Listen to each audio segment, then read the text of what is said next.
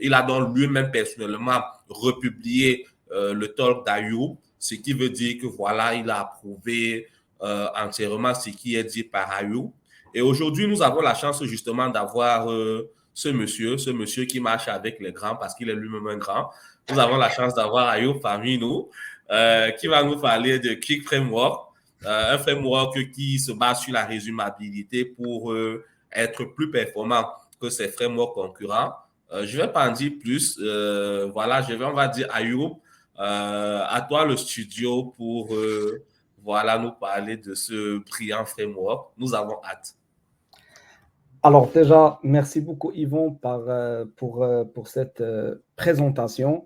C'est toujours les belles présentations qui viennent du très grand Yvon. Je te remercie beaucoup. Non, mais tu le mérites. Après aussi, un autre point qu'il ne faut pas oublier, voilà, c'est que puisque tu es aussi là en double casquette, tu es là en tant que speaker, bien sûr, mais aussi tu représentes Interview Group. Interview Group qui a été l'un de nos sponsors tout au long de cet événement. Donc, il ne sera pas voilà, mal que tu nous parles un peu d'Interview, soit avant, soit après ton talk, quoi, comme tu veux, en fait. Ça marche. Bah, on fait ça, d'accord. Bah, très bien, merci beaucoup Yvon déjà, comme je t'ai dit, pour cette présentation. Et je remercie aussi l'association Camer IT Dembank pour accepter déjà mon talk et pour parler aussi à la communauté africaine, car j'appartiens à la communauté africaine et j'aime bien faire un talk pour la communauté et pour la diaspora camerounaise, car l'association elle est créée par... Et tu me dis, Yvon, on va aller au Cameroun ou pas? On va aller au Cameroun l'année prochaine, avec on un doit très la faire grand au plaisir. Cameroun. Ouais. C'est bon, c'est génial. Okay. Alors, je vous remercie beaucoup. Aujourd'hui, comme vous savez, je vais essayer de vous parler de Quick. Comme le titre l'indique, on va faire un overview et on va essayer de parler des concepts un peu avancés de Quick. Mais pour parler de Quick, on doit contextualiser pour dire pourquoi on a besoin d'un nouveau framework. Car quand on essaie toujours de présenter un nouveau framework de JavaScript, on hésite toujours, on dit que pourquoi on a déjà plusieurs frameworks dans le marché, pourquoi utiliser un autre? Alors, pour contextualiser, on va essayer de faire un parallèle entre la réalité et notre domaine. Alors, par exemple, imaginez que vous êtes dans un restaurant, vous avez déjà commandé une pizza. Mais le serveur vous dit, il faut attendre. Normalement, vous avez faim. Alors, vous n'avez pas du temps. Vous devez retourner à votre travail. Vous avez beaucoup de choses à faire. Vous avez un rendez-vous. Mais vous devez attendre. Après 15 minutes passent, le pizza n'est pas encore arrivé. Vous allez faire quoi? Vous allez commencer à penser à partir. Peut-être écrire des avis négatifs sur Google. Peut-être vous allez rester, vous allez manger, après vous allez parler mal du restaurant aux gens. Alors, et peut-être à la fin, vous n'allez pas revenir. Et ça, c'est dû à quoi normalement? C'est dû au fait que vous n'avez pas été servi rapidement. Et c'est un problème de quoi? C'est un problème de performance de ce restaurant. Et là, je vais essayer de faire le parallèle si on parle par exemple des sites web. Si par exemple vous voulez utiliser un site web et ce site web il prend par exemple, c'est pour par exemple on va dire réserver un billet d'avion. Il prend la première fois 10 secondes pour se charger car il doit télécharger tout son JavaScript. Il doit même peut-être elle est visible mais vous ne pouvez pas interagir avec le site web. Alors vous allez chercher d'autres sites web qui sont plus performants. Mais il n'y a pas que ça. On doit parler aussi d'un truc qui s'appelle les Core Web Vitals. C'est que ce truc de performance, ce n'est pas seulement lié à l'utilisateur qui va juger ce qu'il va rester ou pas, mais il est lié aussi à Google qui va décider est-ce qu'il va te mettre dans la première page du ranking de Google ou pas. Et elle se base sur la performance de votre site web. Car qui dit performance, dit quoi? Dit expérience utilisateur.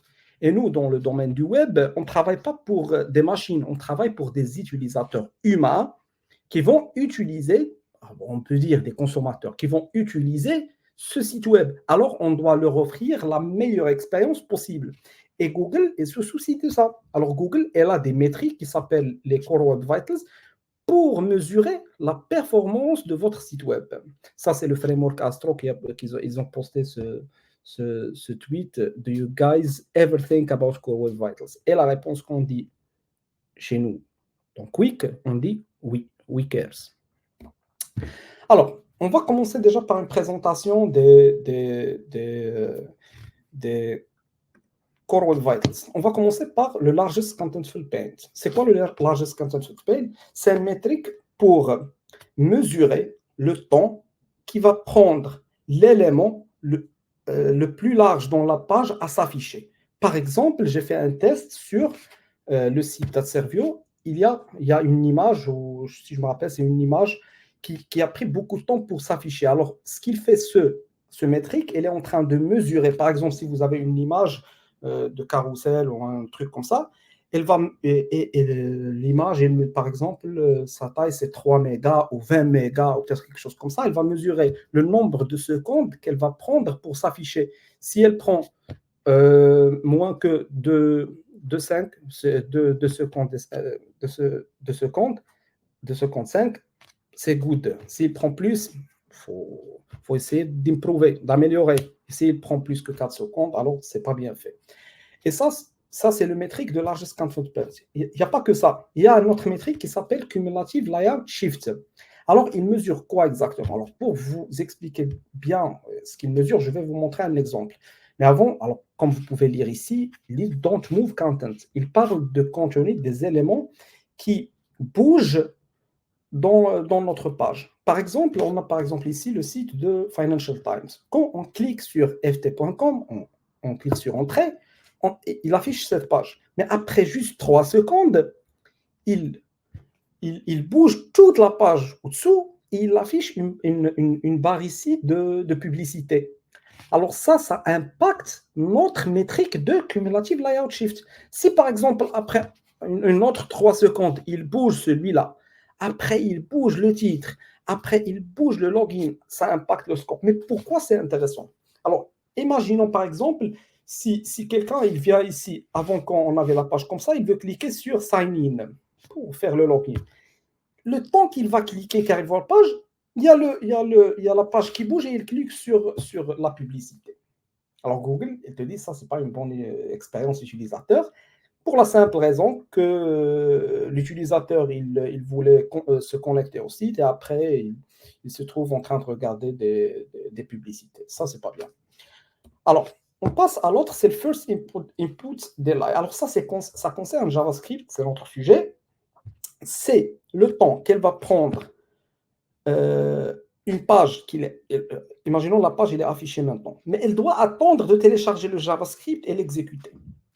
Si par exemple, vous venez maintenant, la page elle est visible, vous cliquez sur Read More, rien ne va bouger car l'event handler de ce bouton n'est pas encore lié à ce node. Il faut attendre.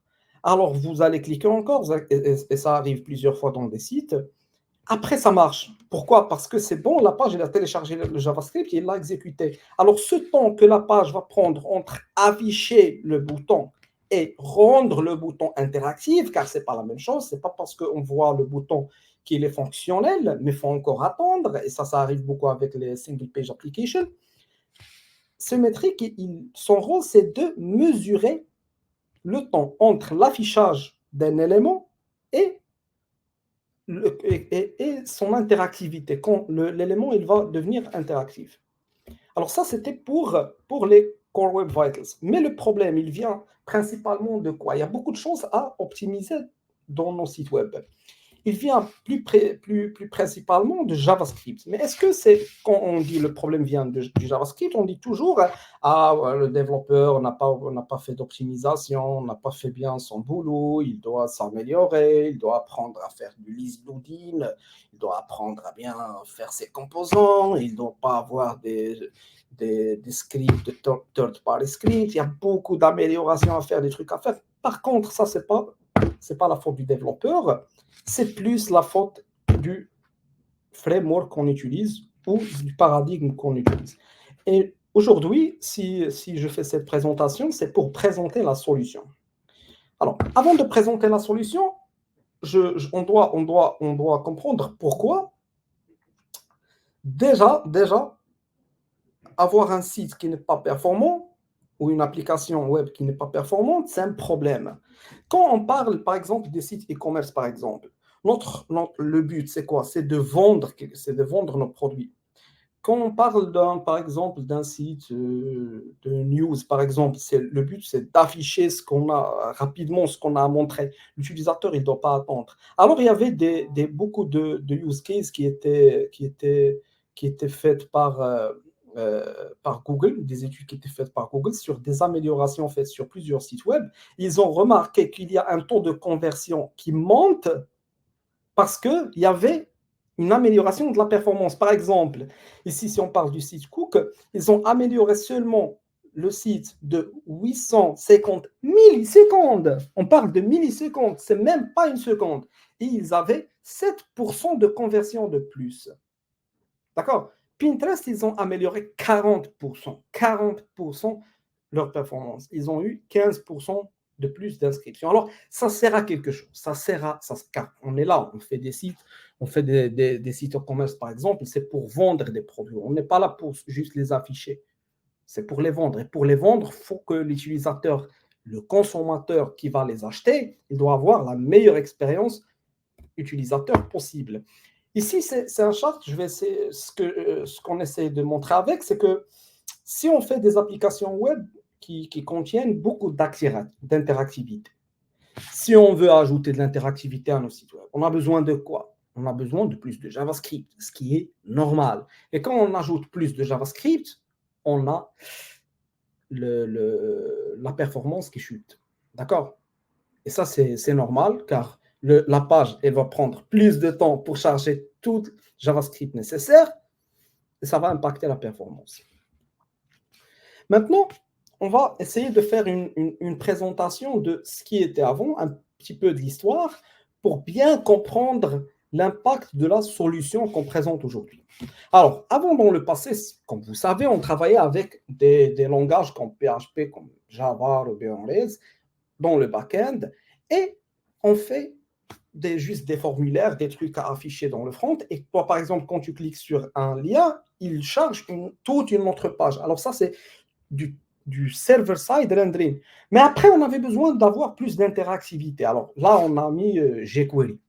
D'accord? Alors avant, on travaillait avec server-side rendering, avec des langages comme PHP, Java, mais on n'avait pas beaucoup d'interactivité. Alors quand on avait besoin de l'interactivité, on a ajouté jQuery. Et là, il y avait les problèmes. C'est que on devait écrire beaucoup de logique dans le back-end et aussi dans le front-end. Quand je dis le front-end, je dis jQuery, car il y a des trucs, par exemple, qu'on peut manipuler direct dans la page, mais dans un autre cas, on a besoin de la manipulation dans le PHP. Et ça a entraîné quoi? Beaucoup de duplication de code et beaucoup d'erreurs et une expérience développeur, mais c'était chiant de travailler avec ça. Moi, je l'ai fait déjà avant. Alors, c'est pour ça qu'on avait beaucoup d'évolutions côté framework. Et on a présenté des frameworks comme Angular, comme Vue.js, Svelte, React. C'est pour avoir la meilleure expérience développeur possible. Alors là, on ne parle pas de l'utilisateur. On parle du développeur, car le développeur, il galérait avec ça.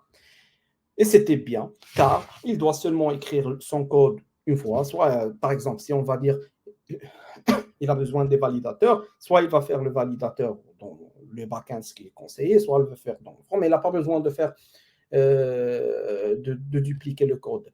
Et il avait un truc très clair. Alors, il va faire son front-end, son back-end en API, il va coder en JavaScript ou en TypeScript sur le front, il va faire son logique, il est tranquille. Le développeur, il est à l'aise. Mais, il y avait des problèmes.